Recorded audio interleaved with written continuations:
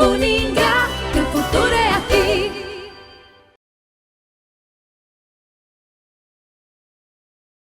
Olá, meus caros alunos, estamos de volta para continuar falando aqui das questões da gestão de projetos e falando um pouco a respeito do plano, do planejamento e o controle desses projetos, né, para que a gente possa ter os resultados que nós esperamos.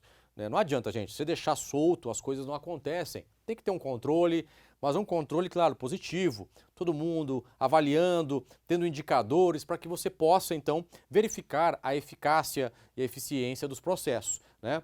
E aí, falando de plano e planejamento, gente, não existe a possibilidade, olha lá, gente, de desenvolver um plano de ação sem saber os objetivos do projeto e onde queremos chegar. Não existe construção sem projeto, porém não existe projeto sem se saber o que pretendemos construir. Olha que frase bonita, hein? Hashtag, até eu me empolguei agora aqui como que a gente escreve, né? Então, gente, olha só, não há possibilidade. Lembre-se de que elaborar o planejamento e o plano do projeto pode levar o mesmo tempo de execução de um projeto ou até mais, pois planejar deve ser de forma detalhada e minuciosa para evitar problemas graves na execução. Gente, tem uma frase uma frase do Abraham Lincoln, né? Que ele falava o seguinte, que quando ele ia lá, na época ele gostava de, né, foi lenhador e tudo mais, ele falava que antes de cortar qualquer árvore com machado, ele precisava de pelo menos de 8 a 12 horas antes de preparação para ficar 1 hora cortando uma árvore. Era 12 horas amolando e preparando o machado para fazer 1 hora de corte de árvore. Então, se você avaliar isso, o planejamento e a preparação, às vezes, é mais demorado do que a execução do próprio projeto. E digo mais, como está colocado aqui para vocês, e está no material didático de vocês, é de suma importância. Sem isso não existe projeto. Não há possibilidade de termos um projeto e nem resultados de projetos, tá?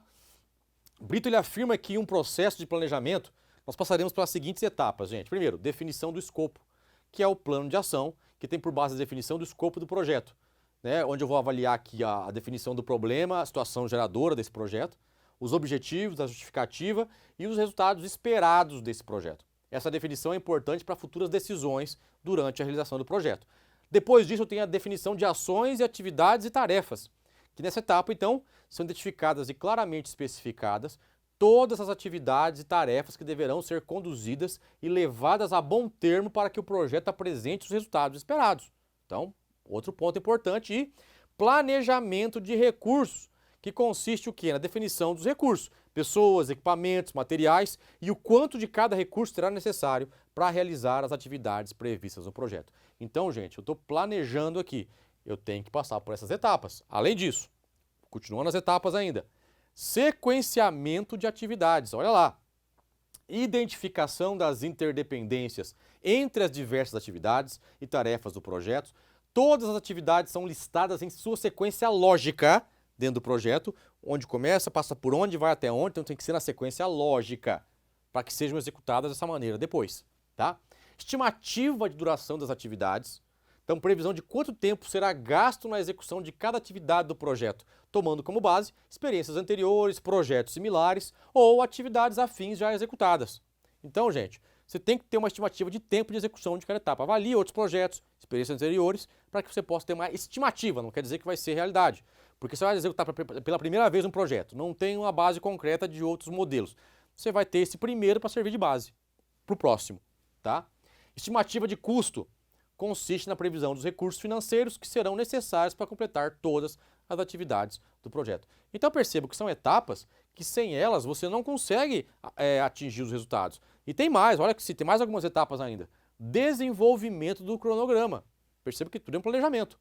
É feito com base e análise na sequência de atividades, duração e necessidade de recursos para criar um escalonamento lógico e organizado para o projeto.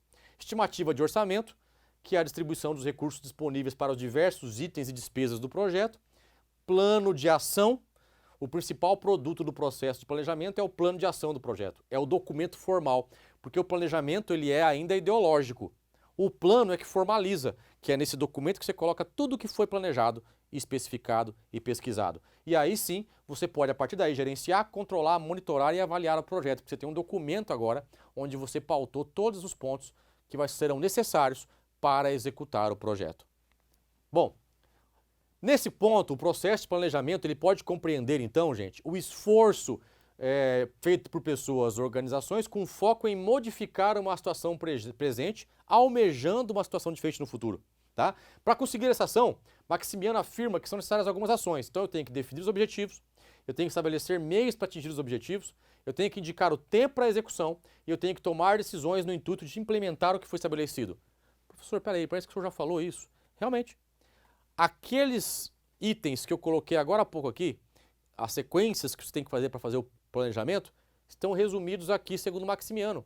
Isso aqui é um resumão, vamos dizer assim, para você lembrar que dentro desses 4 itens você tem todos aqueles sub-itens necessários para que você tenha os resultados, então, corretos do seu projeto, tá? O plano de ação, um pouquinho mais profundo aqui, ele deve conter os procedimentos e recursos que serão necessários para a execução do projeto e demais detalhes. E olha só, gente, um bom plano de ação deve ser o mais detalhado possível. E para isso é necessário pesquisa e busca de informações acerca do que se pretende no projeto. Planejar é decidir como, quando, onde e com quais recursos algo poderá ser feito através de um projeto. Isso é planejar. Não é feito de qualquer maneira, não é largado, é bem pontuado, é avaliado, é pesquisado muitas informações, recursos, verifica-se outros projetos similares que já foram feitos para que você possa se municiar e se preparar para qualquer coisa que possa acontecer. Você não vai tomar uma decisão ou executar um projeto às cegas. Você vai planejar muito antes para fazer aquilo com o máximo de eficiência possível, tá? Então, gente, agora, quando eu falo de projetos, gestão de projetos, plano de ação, eu não posso deixar de falar de controle desses projetos.